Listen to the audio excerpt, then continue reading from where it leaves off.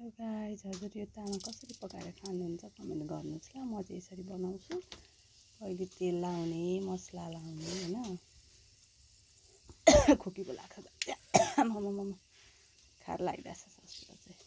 अनि तेल तताउने, यता साइडमा चाहिँ मैले तामा लिएको छु, आलु काटेको छु, अनि यता लसुन प्याज लिएको छु।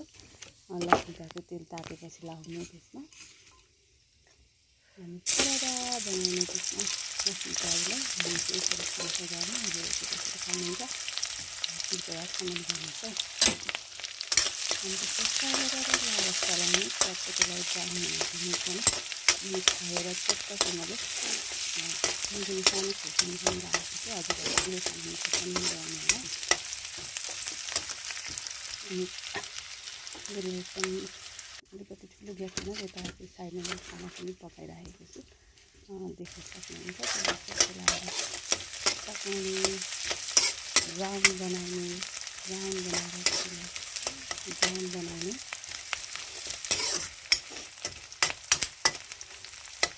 एकदम धेरै चलाएको मैले। अनि त्यसपछि त्यसलाई ब्राउन भएपछि त्यसलाई थोरै फेरि चलाउने। चलाइरहेको हेर्न सक्नुहुन्छ, खारियो। अनि त्यसपछि मैले बिसार लगाएँ होइन, चट्टसँगले बिसार हालेँ। बिसार हालेर फेरि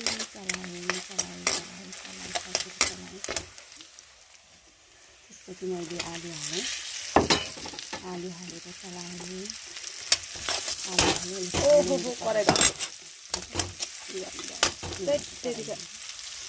झन्डै कराई नै साथीहरू कराई। फेरि मैले त्यसलाई हालेँ कराईलाई।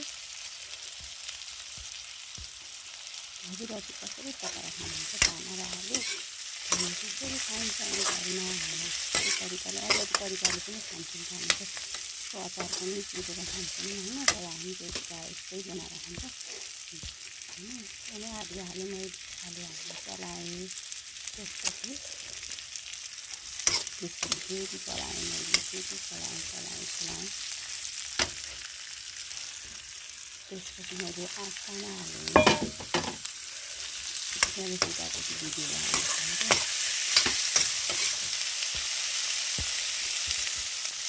हालेँ। त्यसलाई चलाउने चट्टसँगले मजाले चलाउने, नुन लगाउने। अनि त्यसको साथ खाने साथीहरू बाई।